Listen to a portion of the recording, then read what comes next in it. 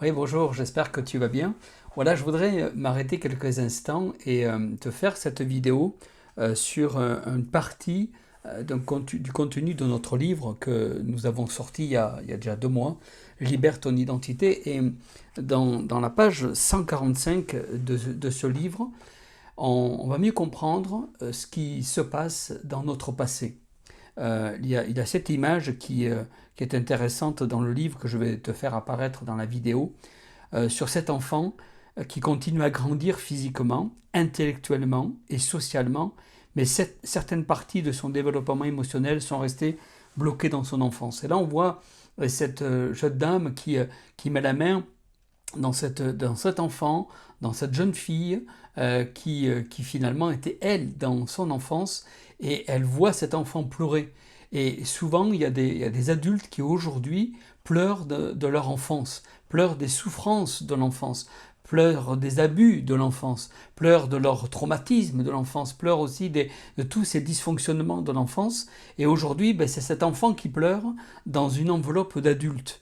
Et cela est souvent dû à un traumatisme, dans l'abus, comme je le dis, dans la perte d'un proche, d'une séparation, de la violence, d'un rejet, d'un désamour, de l'indifférence. Et quand un enfant en toi pleure encore, c'est quelque chose qui va faire que tu vas émotionnellement être mal dans ta vie.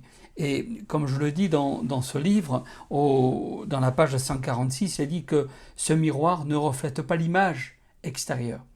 Elle révèle l'âme, le passé, la douleur enfouie qui ne se voit pas. La femme que tout le monde voit, belle, posée, forte, et que tout le monde envie, cache en elle une petite fille qui pleure encore. Un enfant qui n'a pas été écouté, pas consolé, pas validé. Et parfois ce n'est pas l'adulte qui souffre, c'est l'enfant intérieur qui crie en silence.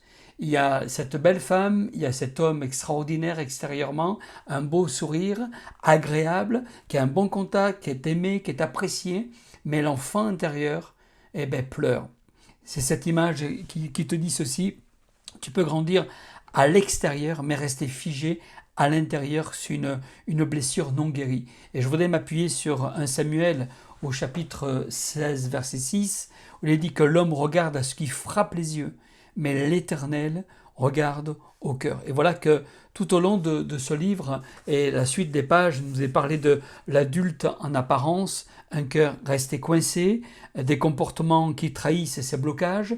Et c'est pour cela que je voudrais vraiment que tu puisses travailler là-dessus.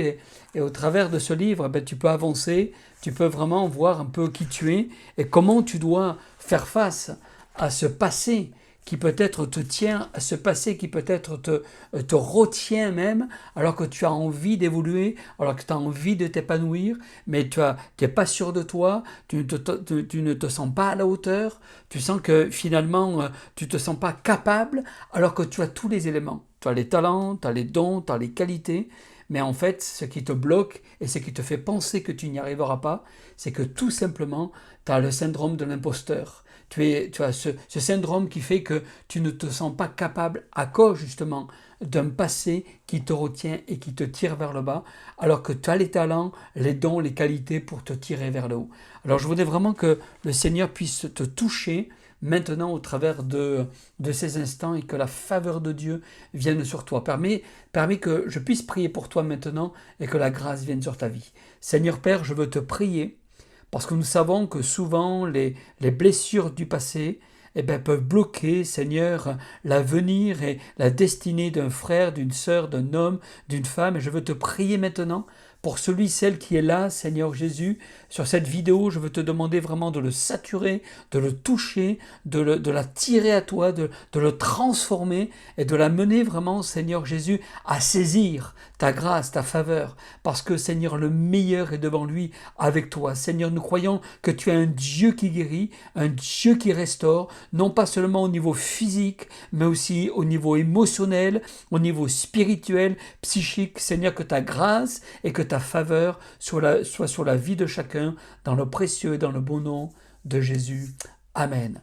Voilà, si tu es vraiment intéressé à aller plus loin et puis peut-être à approfondir sur ta vie, sur ton cœur, eh ben, je peux t'inviter à acheter ce livre et vraiment à rentrer dans cette intimité pendant cette période estivale et que la faveur de Dieu soit sur toi. Que Dieu te bénisse.